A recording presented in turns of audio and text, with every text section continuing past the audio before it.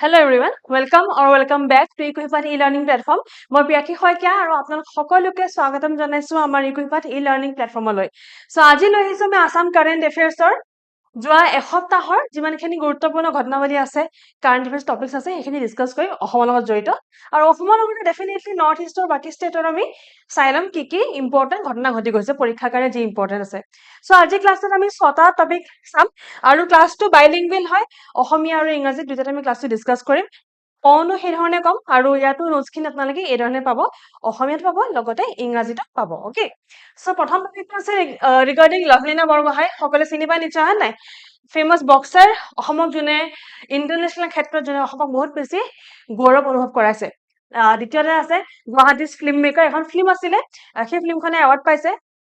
লগতে প্ৰিমিয়াৰ হৈছে বহুত ইম্পৰ্টেন্ট প্লেছত আসাম টুৰিজম একমডেশন এখন ৰুলছ হয় নতুনকৈ ৰুল এখন আৰম্ভ কৰিছে টুৰিজমক লৈ এখন বিশেষকৈ তেওঁলোকৰ কাৰণে হয় যা নেকি ধৰক নিজৰ ঘৰ জুনে টুৰিষ্টক দিয়ে ৰাইট হোম ষ্টে এটসেট্ৰা 4 নম্বৰ আছে যেহেতু জাপানিজ পিএম অহা কথা আছিলে জাপানিজ পিএম আহিব নোৱাৰিলে বিভিন্ন কাৰণত যি কাৰণতে হওক আমি তেওঁক লৈ অলপমান ডিসকাস কৰিম আৰু 5 নম্বৰ আছে ত্ৰিপুৰাৰ ফক ইনস্ট্ৰুমেন্ট হয় সাৰিন্দা ৰাইট সাৰিন্দাক দিয়া গৈছিলে সদ্যহতে GI tag geographical indication tag দিয়া গৈছিলে গম পাই সকলোৱে আৰু শেষৰ টপিকটো হৈছে মেঘালয় ষ্টেট পলিউশন কন্ট্ৰোল বোৰ্ডে পাইছে স্কচ বঁটা তো স্কচ এৱাৰ্ড পাইছে স্কচ এৱাৰ্ড দিছে কিয়নো মেঘালয় যোনখন সিটি আছে বাৰিহাট কোৱা হয় যে গোটেই বিশ্বতে আটাইতকৈ বেছি পলিউটেড সিটি হয় নাই তাৰ ওপৰত ৰিসেন্টলি এটা ভিডিও গৈছিলে সো সেই সিটিখনৰ যোনটো পলিউশন হয় সেইটো কমাবলৈ তেওঁলোক সক্ষম হৈছে সেই কাৰণে তেওঁলোকে বঁটা পাইছে তো ক্লাছটোৰ PDF টো এই পাৰ্টিকুলাৰ দুটা টেলিগ্ৰাম চেনেল মই দি দিম এটা আমাৰ অফিচিয়েল টেলিগ্ৰাম চেনেল এইটো মোৰ নিজৰ পাৰ্সোনাল টেলিগ্ৰাম চেনেল দুইটাতে মই দি দিম 24 ঘণ্টাৰ ভিতৰত ক্লাছটো আপলোড হোৱা 24 ঘণ্টাৰ ভিতৰত ঠিক আছে সো টপিক খিনি চালো আহো তেন্তে প্ৰথম টপিকটো লৈ Assam's Lovlina Borgohain wins gold at চেক grand prix boxing tournament so Lovlina Borgohain তেখেতে পাইছে সোণৰ পদক পাইছে গোল্ড মেডেল পাইছে at the 56 grand prix Usti nad Labem না প্ৰত্যেকটো ইন্টাৰনেশনাল যোনবিলাক খেল হয় টুৰ্নামেন্ট হয় সেই টুৰ্নামেন্টৰ নামটো সেই দেশখনৰ যোনটো ল্যাঙ্গুৱেজ হয় সেইটো ল্যাঙ্গুৱেজত থাকে ঠিক যেনেকৈ ধৰক এইটো হৈছে এটা ইউৰোপিয়ান বক্সিং গোল্ড টুৰ্নামেন্ট সেই ইউৰোপিয়ান বক্সিং গোল্ড টুৰ্নামেন্টটো আমি পঢ়িছো 56 গ্ৰেণ্ড প্ৰিক্স উস্তি নাট লাভেম ওকে সো হৈছিল ক'ত চেক ৰিপাব্লিক ক'ত আছে আমি সেইটো চাই লওঁ পৰীক্ষাৰ কাৰণে সেইটো ইম্পৰ্টেন্ট হ'ব পাৰে চেক ৰিপাব্লিক ইউৰোপৰ এখন দেশ হয় ঠিক আছে ইউৰোপ কন্টিনেন্টৰ এখন দেশ হয় চেক ৰিপাব্লিকৰ ওপৰত আছে জাৰ্মানী আৰু পোলেণ্ড আৰু দক্ষিণ দিশে আছে অষ্ট্ৰিয়া আৰু স্লোভাকিয়া সো এই চাৰিখন দেশৰ লগত বৰ্ডাৰ শেয়াৰ কৰে ঠিক আছে জাৰ্মানী পোলেণ্ড স্লোভাকিয়া অষ্ট্ৰেলিয়া মাজতে আছে চেক ৰিপাব্লিক তাতে সদ্যহতে এই টুৰ্নামেন্টটো হৈ গৈছিলে আৰু এই টুৰ্নামেন্টত তেখেতে গোল্ড মেডেল পাইছে in the 75 KG category so বেলেগ কেটেগৰী বেছৰ খেলটো হয় নাই সো সেই বক্সিং খেলটো তেখেতে যোনটো কেটেগৰীত পাইছে লাভলিনা বৰগোহাঁই গোল্ড মেডেল চেক ৰিপাব্লিকত হৈছিলে 56 গ্ৰেণ্ড প্ৰিক্স আছে তেখেতে পাইছে 75 কেজি 75 কেজি ঠিক আছে তেখেতে ডিফিট কৰিছে ইটালীৰ এগৰাকী খেলুৱৈগৰাকীৰ নাম আছিলে মেলিসা জেমিনি সেই খেলুৱৈগৰাকীৰ নাম আছিলে যাক তেখেতে ডিফিট কৰিছে তেখেতে পালে সোণৰ পদক আমাৰ লাভলিনা বৰগোহাঁই সো লাভলিনা বৰগোহাঁই সৰি বুঢ়াগোহাঁই নহয় বৰগোহাঁই লাভলিনা বৰগোহাঁইক লৈ মই এটা কুৱেশ্যন আনিছো প্ৰেক্টিছ কুৱেশ্যন প্ৰশ্নটো পঢ়ি দিছো মই 2025 চনৰ 25 ফেব্ৰুৱাৰীত কোনখন জিলাত লাভলিনা বৰগোহাঁই ক্ৰীড়া প্ৰেক্ষাগৃহ আনুষ্ঠানিকভাৱে মুকলি কৰা হৈছিল সো কোনখন জিলাত মুকলি কৰা হৈছিলে 25 ফেব্ৰুৱাৰী যোৱা বছৰ যোৱা বছৰ নহয় এই বছৰ ওকে 2026 25 ফেব্ৰুৱাৰীত কোনখন জিলাত তেখেতৰ নামত প্ৰেক্ষাগৃহ আনুষ্ঠানিকভাৱে মুকলি কৰা হৈছিলে ইয়াৰে উত্তৰত চাব অপচন দিয়া আছে কাছাৰ তিনচুকীয়া লখিমপুৰ ধেমাজি মই উত্তৰটো কৈ দিছো আপোনালোকে অনুগ্ৰহ কৰি পজ কৰি এটেম্প কৰিবলৈ চেষ্টা কৰিব ইয়াৰ উত্তৰ হৈছে সি লখিমপুৰ লগতে আমি তেখেতৰ বিষয়ে অলপমান ইম্পৰ্টেন্ট ফেক্চুৱেল ইনফৰমেশন চাই লওঁ তেখেতে 2020 চনত টকিঅ'ত যে অলিম্পিক্স হৈছিলে সেই টকিঅ' অলিম্পিক্সত তেখেতে ব্ৰঞ্জ পদক পাইছিলে তাৰ উপৰি তেখেতে গোল্ড মেডেল পাইছিলে ইন 2023 IBA ইন্টাৰনেশনাল বক্সিং এছ'চিয়েশ্যনৰ উমেন হ'ব লাগে উমেন ৱৰ্ল্ড বক্সিং চেম্পিয়নশ্বিপ তাত তেখেতে গোল্ড পাইছে তেখেতে 2020 চনত পাইছে অৰ্জুনা এৱাৰ্ড এটি ইম্পৰ্টেন্ট হয় যেটো অৰ্জুন এৱাৰ্ড বহুত বেছি এটা ৰেসপেক্টেড এৱাৰ্ড হয় ভাৰতৰ ৰাইট অৰ্জুন বঁটা পাইছে দেখে 2020 চনত 2021 চনত 2020ত পালে অৰ্জুন বঁটা 2020ৰ কভিডৰ বছৰ মনত ৰাখিব লভলীনা বৰগোহাঁই কভিডৰ বছৰতো বঁটা পাইছিলে কভিডৰ বছৰত মানে 2020ত তেখেতে পাইছিলে অৰ্জুন বঁটা বা অৰ্জুন এৱাৰ্ড 2021ত তেখেতে পাইছে অসমৰ সৌৰভ বঁটা অসম সৌৰভ 2021ত পাইছে অসম সৌৰভ লগতে 2021ত একেচন্দ্ৰ পাইছে খেল ৰত্ন বঁটা খেল ৰত্ন ঠিক আছে এই দুটা বঁটা তেখেতে 2021ত পাইছে 2020ত পালে অৰ্জুন বঁটা আৰু 2025 যোৱা বছৰ তেখেতে পাইছে Bhogeswar Barua national sports award আৰু ভোগেশ্বৰ বৰুৱা নেশ্যনেল স্পৰ্টছ এৱাৰ্ডত যোনটো কেটেগৰী তেখেতে পাইছে কেটেগৰীটো হৈছে sports person of the year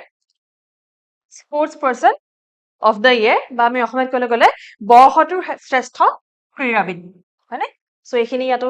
অসমীয়াত আছে আপোনালোকে চাই ল'ব অনুগ্ৰহ কৰি নেক্সট টপিক হৈছে Guwahati film makers debut short movie wins top honour at Madrid film festival so' Madrid যোনখন আছে স্পেইনত সেই মাদ্ৰিদত এটা ইণ্টাৰনেশ্যনেল ফিল্ম ফেষ্টিভেল হৈছিলে এগেইন নামটো যদি মন কৰে নামটো অকণমান স্পেনিছ নাম হয় অ'কে FICIMAD এইটোৱে ইয়াত লিখা আছে ফেষ্টিভেল ইণ্টাৰনেশ্যনেল ডি চিনে ইণ্ডিপেণ্ডিয়েণ্টে ডি মেড্ৰিড চ' এইটো মুখস্থ নাথাকে তাত কেনেকে মুখস্থ ৰাখিম চাব আমি মনত ৰাখিম ফেষ্টিভেল ইণ্টাৰনেশ্যনেল মানে ইণ্টাৰনেশ্যনেল ফেষ্টিভেল চিনেমাক লৈ আৰু ইণ্ডিপেণ্ডেণ্ট চিনেমাক লৈ ইণ্ডিপেণ্ডেণ্ট চিনেমা যোনে নেকি ইণ্টাৰনেশ্যনেল ক্ষেত্ৰত যোনে কাম কৰিছে ৰাইট মানে স্পেইনৰ নহয় বাহিৰৰ হয় ফেষ্টিভেল ইণ্টাৰনেশ্যনেল ইণ্ডিপেণ্ডেণ্ট চিনেমা এনেকে মনত ৰাখিলে হ'ব পৰীক্ষাত আহিলে আমি এই ধৰণে আমি আনচাৰ কৰিব পাৰিম এইটো নামটো মনত ৰাখিলে আৰু বঁটাটো পাইছে কোনে অসমৰ এজন ডেকা ল'ৰা আছে কৌশিক শৰ্মা অসমৰ কৌশিক শৰ্মা ফিল্ম মেকাৰ হয় যোন গুৱাহাটী বেষ্ট ফিল্ম মেকাৰ হয় তেখেতে পাইছে আৰু তেখেতৰ চিনেমাখনৰ বা শ্বৰ্ট ফিল্ম বুলি ক'ব লাগিব চিনেমা নহয় চুটি ছবি নামটো হৈছে the scroll that stole time the scroll that stole time মইতো বিচাৰিম যে আপোনালোকে আজৰি সময়ত যদি ফিল্মখন এভেইলেবল হয় ক'ৰবাত আপোনালোকে চাব মই নিজেও প্লেনিং কৰি আছো এখন চাব লগা চিনেমা হ'ব কিয়নো আজৰি সময়ত যদি মন কৰোঁ তেন্তে আমি স্ক্ৰল কৰি বহুতখিনি সময় নষ্ট কৰি দিওঁ নহয় জানো চ' তেখেতে সেইটো কথা বনাইছে the scroll that stole time it has been awarded best essay film যোনটো এৱাৰ্ড পাইছে সেইটো ইম্পৰ্টেণ্ট হয় বেষ্ট এছে ফিল্ম শ্বৰ্ট মুভিৰ কেটেগৰীত বা চুটি ছবি কেটেগৰীত পাইছে বেষ্ট এছে ফিল্ম ইয়াতে যোনে লিড ৰোলটো কৰিছে মানে মেইন হিৰোজন হৈছে ফিলিপছ নেওক তেখেতে লিড ৰোলটো প্লে কৰিছে Philips Neog next cabinet clear single window registration for tourist home stays in focus so' আপোনালোকে নিশ্চয় এইটো বিষয়ে শুনিছে হয়তো চাগে যদি শুনা নাই এইটো ইম্পৰ্টেণ্ট এটা নিউজ হয় বিশেষকৈ যোনসকলৰ হোম ষ্টে আছে অসমৰ কেবিনেটে Assam tourism accommodation development and registration rules 2026 সদ্যহতে পাছ কৰিছে এই পাৰ্টিকুলাৰ ৰুলছৰ যোগেদি তেওঁলোকে বিচাৰিছে বা তেওঁলোকে এইটো বস্তু আগবঢ়াইছে যে এটা ছিংগল উইণ্ডো ডিজিটেল প্লেটফৰ্ম থাকক মানে এটাই যাতে ধৰক অনলাইন পৰ্টেল হৈ গ'ল বা এটা ৱেবছাইট হৈ গ'ল এটাই যাতে ৱেবছাইট থাকে তাতে যাতে সকলো টুৰিষ্টে যিমানসকল লোকে অসম ভিজিট কৰে সকলোৱে যাতে এটা চাইটত গৈ যিমানখিনি সুবিধা বিচাৰে তাত পাব পাৰে ৰাইট ছিংগল উইণ্ডো ক্লিয়াৰেঞ্চ যোনটো single window digital platform for streamline registration. Owners of all tourist accommodations can register easily via a dedicated online portal. যিমানসকল টুৰিষ্ট আহে অসমলৈ ভাৰতৰ হওক আন্তঃৰাষ্ট্ৰীয় হওক তেওঁলোকে যাতে এটা ছিংগল এটা ৱেবছাইটত গ'লে যাতে সকলো সুবিধা পাই যায় যেনেকৈ ধৰক আপোনালোকক ADRE কোৰ্চ লাগে বা APSC কোৰ্চ লাগে বা মক টেষ্ট লাগে বা PDF কোৰ্চ লাগে আপোনালোকে ডাইৰেক্ট www.equipa.com তাত গ'লে আমাৰ যিমানখিনি কোৰ্চ আছে চব পাব হয় নাই ঠিক তেনেকৈ যাতে যদি কোনোবা টুৰিষ্ট আহে তেওঁক হোমষ্টে লাগে বা তেওঁক হোটেল লাগে তেওঁক বাছ লাগে টেক্সি এখন লাগে ত' যাতে সেই গোটেইখিনি সুবিধা তেওঁলোকে সেই এটা পৰ্টেলত গ'লে পায় সেইকাৰণে এই ৰুলছখন আনিছে Assam tourism accommodation development and registration rules 2026 আৰু প্ৰত্যেক 3 বছৰৰ মূৰে অটো ৰিনিউ হৈ থাকিব next Japan PM drops Guwahati leg of India visit so Japanese PM Sane Takaichi স্পেলিংটো মই প্ৰনাউন্স কৰা ভুল হ'ব পাৰে দেই চ' সানি তাকাইছে তেখেত অহা কথা আছিলে নাহিলে চ' যিহেতু নাহিলে সেইকাৰণে বহুতখিনি বস্তু পঢ়িব নালাগে বাৰু বাট নহাৰ কাৰণে আমাৰ বহুত লোকচান হৈছে হোৱা এটা গ'লে আমাৰ বহুতখিনি ইকনমিক ডেভেলপমেণ্ট হ'লহেঁতেন বহুতখিনি আমাৰ অৰ্থনৈতিক আমি আগবাঢ়ি গ'লোহেঁতেন বা যি কি হওক নহওক পৰীক্ষাৰ কাৰণে তেখেতক লৈ কিবা প্ৰশ্ন আহিব পাৰে অ'কে চ' তেখেত জাপানৰ 105th প্ৰাইম মিনিষ্টাৰ হয় জাপানৰ 105 প্ৰাইম মিনিষ্টাৰ আৰু লগতে তেখেত প্ৰথম মহিলা প্ৰাইম মিনিষ্টাৰ হয়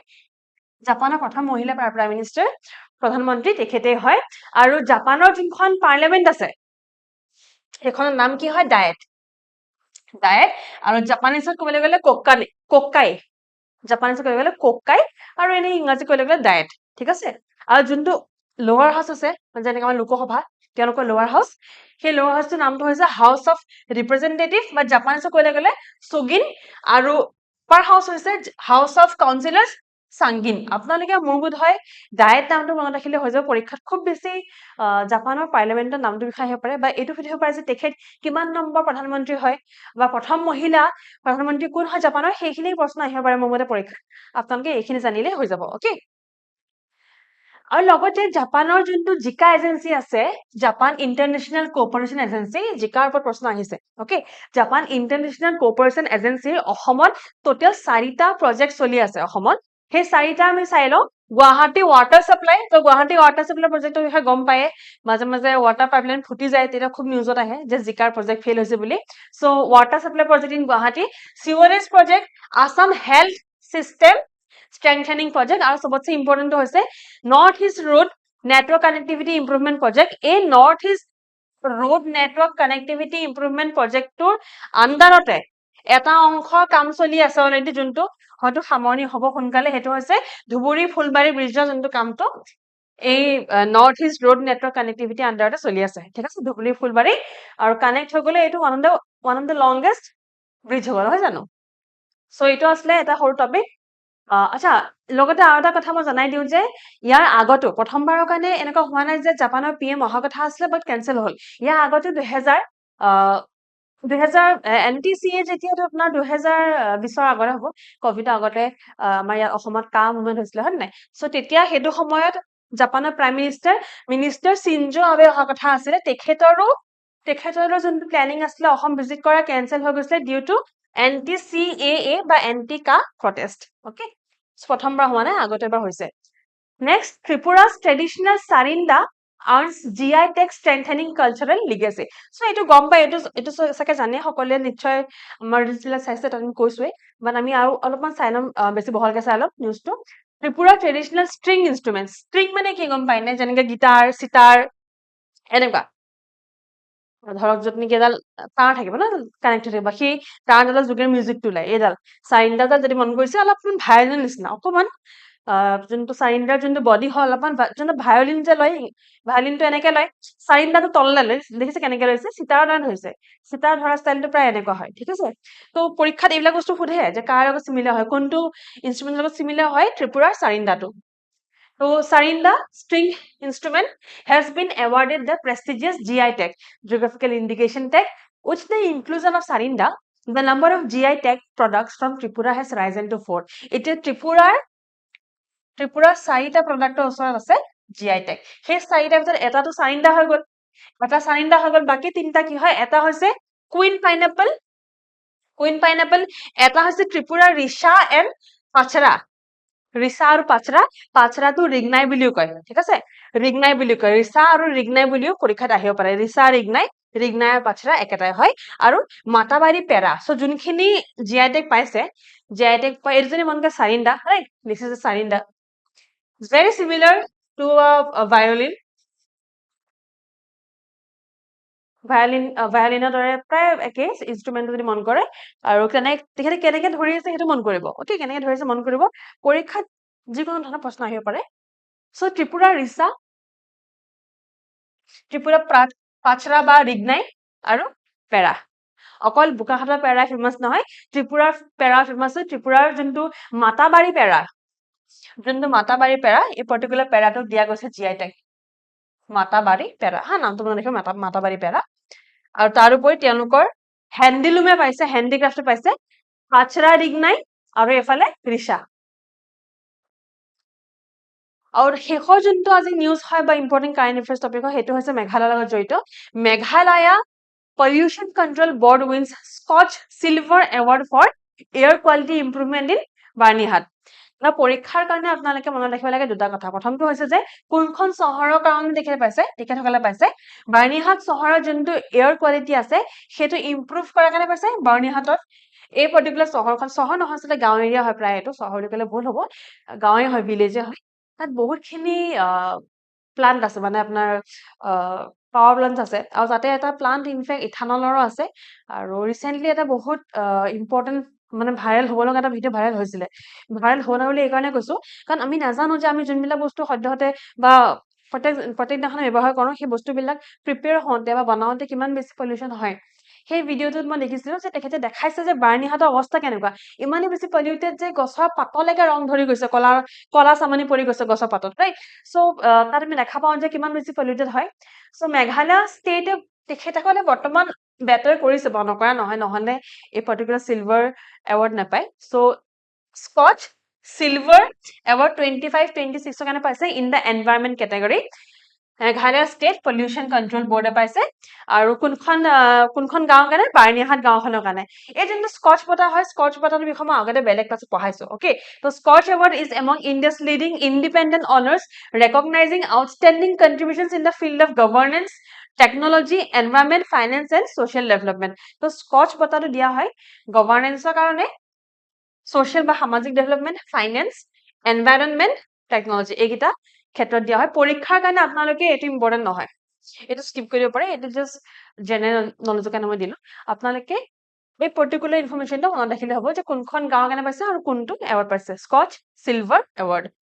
আজি ক্লাছটো পিপিটিটো ক'ত দিম মই জনালোৱেই আৰু ক্লাছ শেষ কৰাৰ আগতে অৱশ্যে এটা কুৱেশ্যনো আছে এইটো কুৱেশ্যন আপোনালোকে অনুগ্ৰহ কৰি এটেম্প কৰিব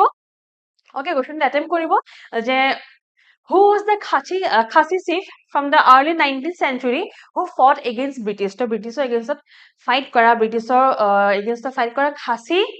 chief কোনজন হয় ইয়াৰে ৰাইট সেইটো ক'ব মোক আৰু লগতে এইটো ক'ব যে যোনসকল নহয় তেওঁলোক কিয় ফেমাছ ধৰক টিকেন্দ্ৰজিৎ তেখেতে কোনখন যুদ্ধ কোনটো জেগাৰ পৰা যুদ্ধ লাগিছিলে ব্ৰিটিছৰ লগত তিৰত সিং ক'ৰ পৰা লাগিছিলে কিয়াং ৰংবাহ কোন হয় সম্বোধন ফংলো কোন হয় ৰাইট সেইখিনি কমেন্টছত জনাব যদি নাজানে তেন্তে আমি সেইটো ডিছকাছ কৰিম ইন দ্য নেক্সট ক্লাছ চ' আনচাৰটো মই ইয়াত মেনশ্যন কৰাই আছে বাৰু অনুগ্ৰহ কৰি এতিয়া আনচাৰ নাচাব আচ্ছা মই মেনশ্যন কৰা নাই চৰি মই ভাবিলো মেনশ্যন কৰা আছে যি কি হওক ক্লাছটো শেষ কৰাৰ আগতে আপোনালোকক জনাও যে অহা মাহত জুলাই মাহত আপোনালোকৰ ছেকেণ্ড উইক মানৰ পৰা বা মিড জুলাইৰ পৰা আমি এটা নতুন বেচ আৰম্ভ কৰিম ৰিগাৰ্ডিং এডিআৰই চ' এডিআৰই যিহেতু আহি আছে আমাৰ CM ছাৰে কৈছে যে এডিআৰই পৰীক্ষা হ'ব চ' যিহেতু পৰীক্ষা হ'ব আৰু পৰীক্ষা এইবছৰ হ'ব হয়তো সেইকাৰণে আমি মিড জুলাইৰ পৰা এটা নতুন বেচ আৰম্ভ কৰিম লাইভ ক্লাছ ডেফিনেটলি যদি আপোনালোক ইণ্টাৰেষ্টেড আছে তেন্তে আমাক কণ্টেক্ট কৰিব আপোনালোকে আমাৰ কণ্টেক্ট নাম্বাৰ পাই যাব ইন আৱাৰ ৱেবছাইট ৰাইট নহলে আপোনালোকে পাৰ্টিকুলাৰ চেনেলটো আমাক কণ্টেক্ট কৰিব পাৰে বিভিন্ন প্ৰকাৰে কণ্টেক্ট কৰিব পাৰে যদি কণ্টেক্ট কৰিবলৈ অসুবিধা হৈছে তেন্তে কমেণ্টছত জনালে হ'ল যে আমাক এডিআৰই কোৰ্চৰ বিষয়ে লাগিছিলে আমি আৰম্ভ কৰিম ফ্ৰম মিড জুলাই ঠিক আছে তেন্তে আজিলৈ আহিছোঁ যদি ভাল পালে ক্লাছটো লাইক কৰিব শ্বেয়াৰ কৰিব ছাবস্ক্ৰাইব কৰিব কিবা ডাউট থাকিলে কিবা জানিব লগা থাকিলে কমেণ্টছত কাইণ্ডলি জনাব থেংক ইউ so much